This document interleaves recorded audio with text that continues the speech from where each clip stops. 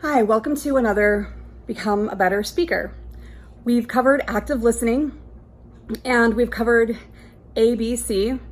To reiterate, ABC is you have group A is on the, say, left side of the room, B is in the middle, C is on the right, or right, left, center, left, right, center. It doesn't matter. Either way, you walk in a sort of triangle and you make eye contact with each group. Not so much a lot of individual people, a few individual people, but not for very long. You don't want to make anyone uncomfortable. And if you have a hard time with eye contact, look at the bridge of the nose. That will also work in personal speaking. I used to have a really hard time with eye contact, and I would look at people's shoulders and I thought I was being super sneaky, but no, they would notice and they'd be like,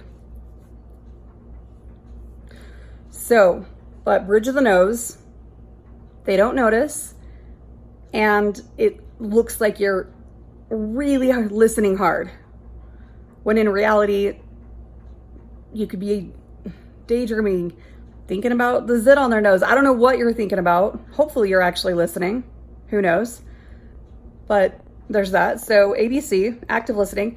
But today, how to be a better public speaker is when you misspeak, keep your stage voice. You'll notice when I speak here to you guys, I have a stage voice. You'll notice when I'm just talking, I've got a voice, and when I'm reading my poetry, I've got a voice. There are all sorts of different stage voices. Now, with my MS and fibro, I have brain fog all the time. Okay, so I forget words. I make words up, I make shit up. I don't know what I'm saying a lot. And that happens to neurotypical people too, probably. I don't know, I've never been one because I also have ADD. But if you misspeak, don't lose your stage voice. For example, this is my stage voice. And say, okay, I'm stumbling right now.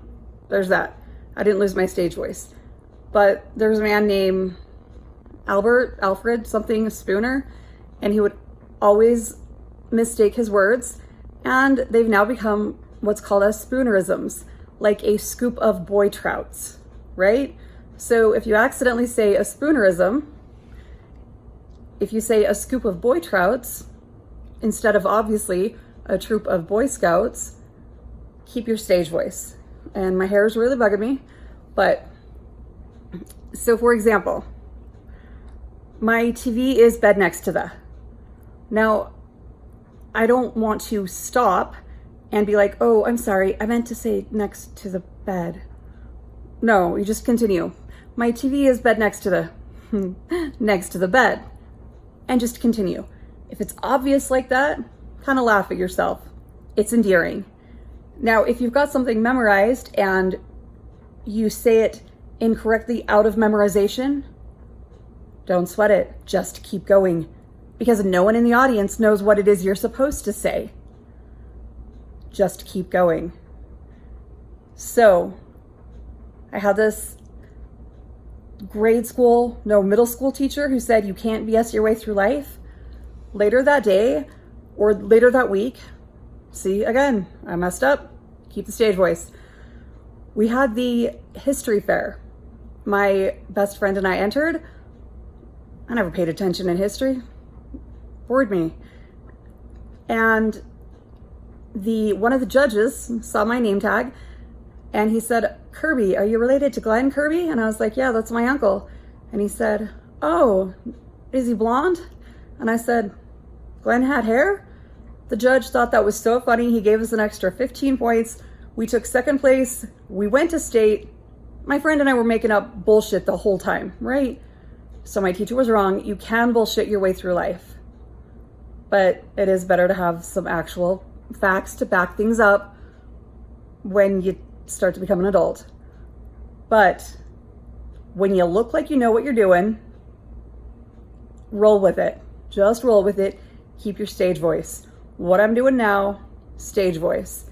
Something like this, where I'm just like talking like a normal person, and maybe I don't really have a lot of confidence. That's a normal voice. But the stage voice, that's the voice you can BS your way through life with.